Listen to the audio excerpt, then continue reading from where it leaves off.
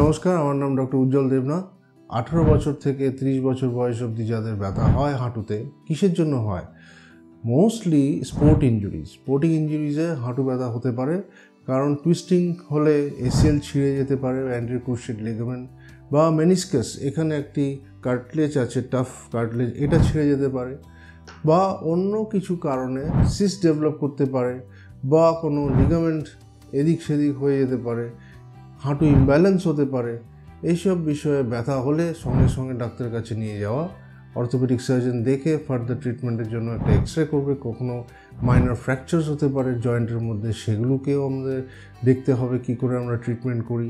তারপরে MRI scan করে further ট্রিটমেন্টের জন্য এগিয়ে যেতে হবে। এর মধ্যে হাঁটুকে শান্তভাবে রেস্ট দিতে হবে, রেস্ট, আইস প্যাক আর অ্যানালজেসিক মেডিকেশন, তাতে হাঁটু একটু ফোলা আর ব্যথা কমবে। তারপরে ফার্দার যদি অপারেশন দরকার হয় বা আর্থ্রোস্কোপির মাধ্যমে অপারেশন দরকার হয়, তখন সেটা করা যেতে পারে। Thank you very much.